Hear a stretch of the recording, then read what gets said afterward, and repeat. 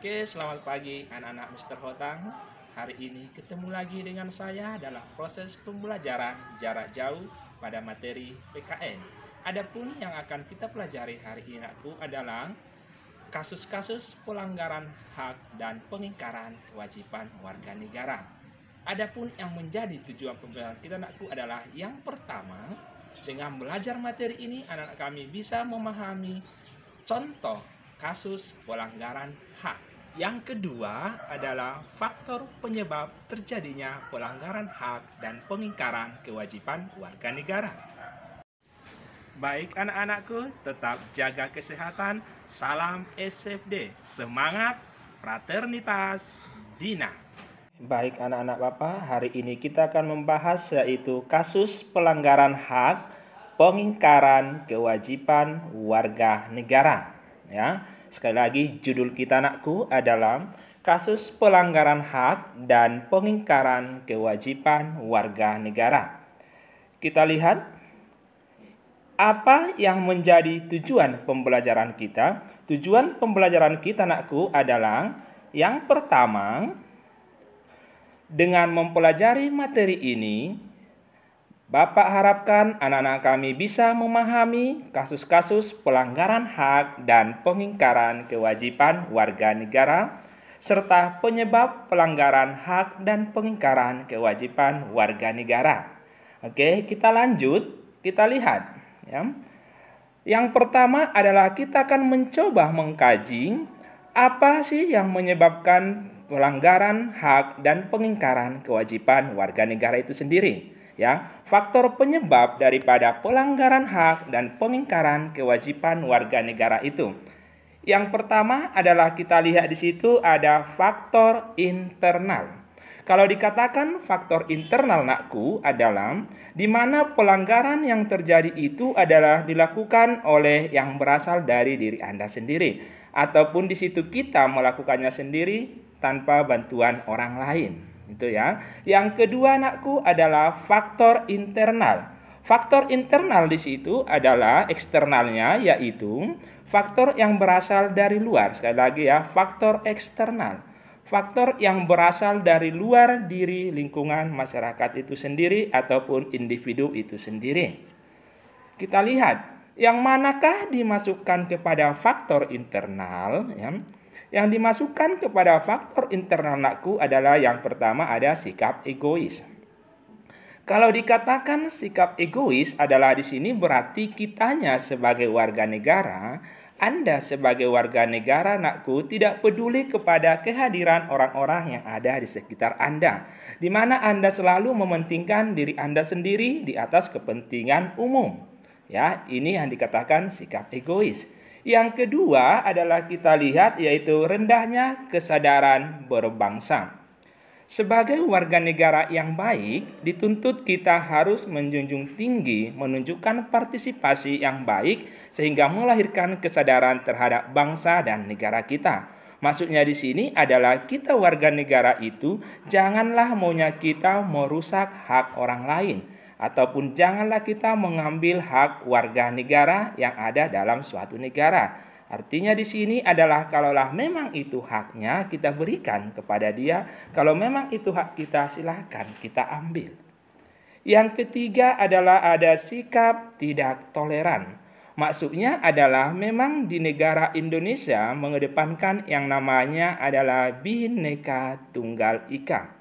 Dengan adanya perbedaan yang beraneka ragam nakku di negara kita, baik dari suku, agama, ras, dan juga antar golongan, justru dengan adanya keanekaragaman inilah tadi kita dituntut harus menjunjung tinggi sikap toleran. Tapi kalau kita lihat di sini adalah faktor internalnya ada ditemukan warga negara, ada ditemukan orang-orang di negara kita adalah yang mempunyai sikap tidak toleran. Artinya apa? Dia tidak siap menerima perbedaan yang ada tadi.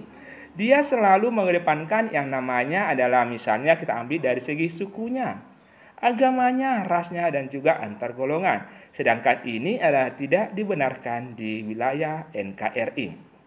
harus kita hindari yang namanya sikap tidak toleran. Tapi karena ini dikatakan tadi faktor internal sehingga terjadi pelanggaran hak dan pengingkaran kewajiban warga negara sikap tidak toleran. Banyak memang kita temukan orang tidak siap untuk itu. Yang berikutnya kita lihat yaitu faktor eksternal. Ya anakku, sekali lagi faktor eksternal. Di mana faktor eksternal ini tadi adalah faktor yang menyebabkan terjadinya pelanggaran itu di luar daripada diri kita. Kita lihat yaitu penyalahgunaan kekuasaan ya. Yang dimasukkan kepada faktor internal anakku ya, faktor eksternalnya adalah penyalahgunaan kekuasaan. Kalau dikatakan penyalahgunaan kekuasaan berarti di sini apabila ya dalam suatu negara itu sudah mempunyai jabatan, mempunyai wewenang, hendaknya kita adalah tidak disalahgunakan wewenang tersebut. Karena dikatakan penyalahgunaan kekuasaan di sini adalah banyak ditemukan pejabat, penyelenggara pemerintahan, bahkan warga negara itu sendiri sering menyalahgunakan kekuasaan yang ada. Kenapa bisa seperti ini? Inilah yang menjadi masalah besar di negara kita. Kita kadang tidak menyadari bahwa kekuasaan yang kita miliki, kekuasaan yang kita peroleh, kekuasaan yang Anda punya, itu adalah pemberian orang lain. Sekali lagi anakku, pemberian orang lain apa kekuasaan tadi. Jadi kalau kita menyadari itu, janganlah kita salah gunakan. Karena misalnya kita ambil contoh presiden ya. Presiden itu dikatakan mempunyai kekuasaan jelas. Permasalahannya adalah apabila nanti presiden menyalahgunakan kekuasaannya, menyalahgunakan wewenangnya, maka ini bisa menjadi terjadinya pelanggaran hak warga negara, terjadinya pengingkaran kewajiban warga negara itu sendiri. Jadi hendaknya apabila kita sudah mempunyai kekuasaan itu, kita mempunyai wewenang itu, jadi ya hargailah itu yang lalu laksanakanlah maunya tugas dan juga tanggung jawabnya sesuai dengan wewenangnya sendiri. Jangan disalahgunakan. Contoh yang lain kita lihat di negara kita penyalahgunaan kekuasaan itu adalah hadirnya berbagai praktik K3N ya. Hadirnya berbagai praktik K3N. Apa itu K3N itu?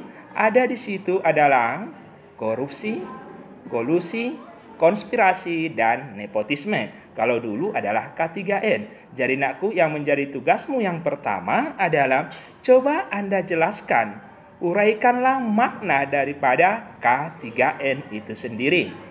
Itu tugas yang pertama. Kita lanjut ya. Lalu kita lihat faktor eksternal yang kedua, yaitu ditemukan katanya ketidaktegasan aparat hukum. Kalau berbicara menyangkut aparat hukum, menjadi permasalahannya adalah siapakah itu? Itu dulu yang pertama ya kan anakku. Siapakah yang dikatakan aparat penegak hukum yang ada di negara kita? Kita ambil contoh. Ada polisi, ada jaksa, dan juga hakim. Berarti kalaulah kita lihat berbicara di negara hukum, termasuk negara kita adalah di mana di negara hukum itu sendiri adalah hukum itu mempunyai kekuasaan yang tertinggi. Berarti selain dari situ adalah setiap warga negara siapapun itu harus tunduk kepada hukum yang berlaku.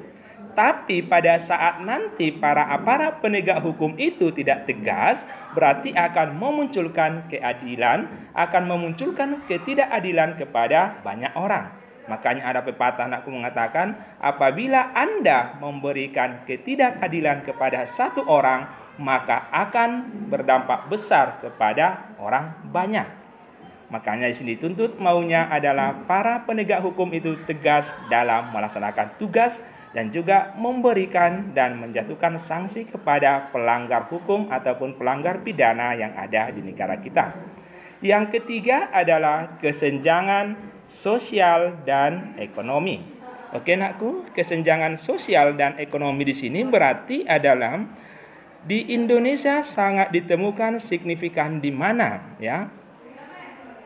Kelas-kelas sosial itu di mana ada orang yang kaya dan juga orang yang miskin, atau sering dikatakan adalah kalau dikatakan kesenjangan sosial berarti para orang yang dikatakan adalah dia dikatakanlah kelas ekonomi yang tinggi, berarti hendaknya dia adalah tidak menyalahgunakan lagi yang namanya misalnya ambil bansos.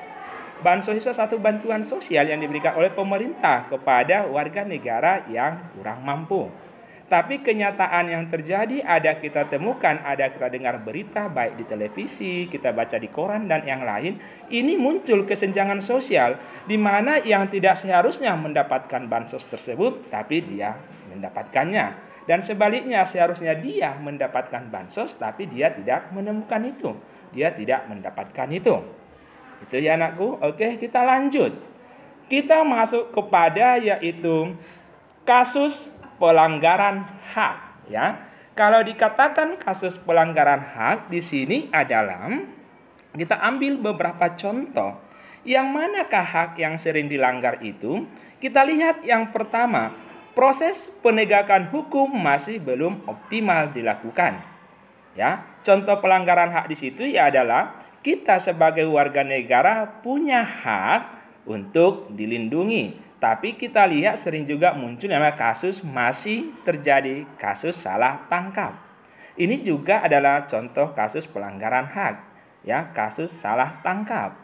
Lalu yang kedua kita lihat lagi ada ditemukan pembedaan perlakuan oknum aparat penegak hukum.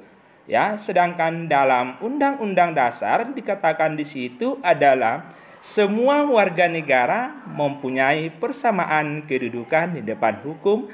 Ya, semua warga negara itu mempunyai persamaan di depan hukum. Sedangkan kita lihat kenyataan ada ditemukan aparat itu sendiri melakukan pembedaan penegakan hukum terhadap warga negara sehingga memunculkan yang namanya diskriminasi.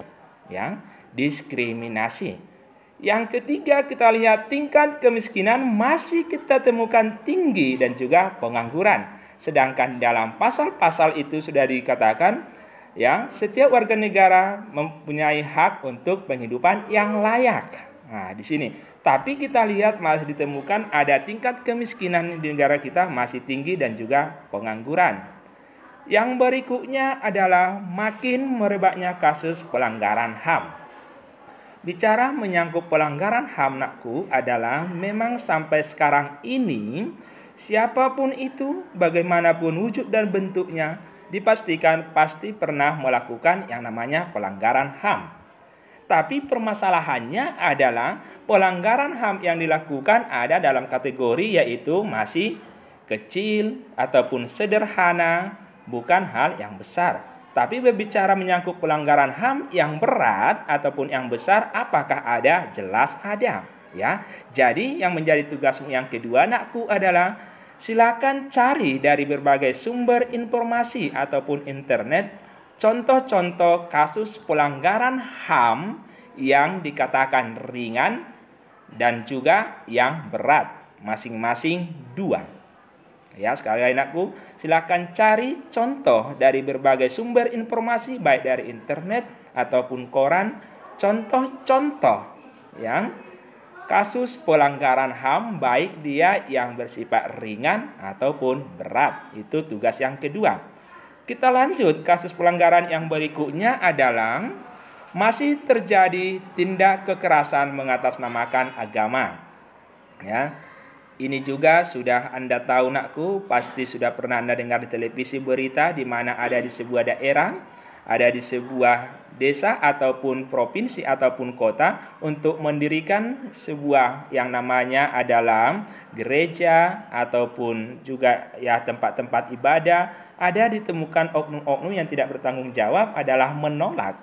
Bahkan di situ adalah dia tidak memberikan yang namanya adalah izin untuk mendirikan. Ini menjadi masalah besar.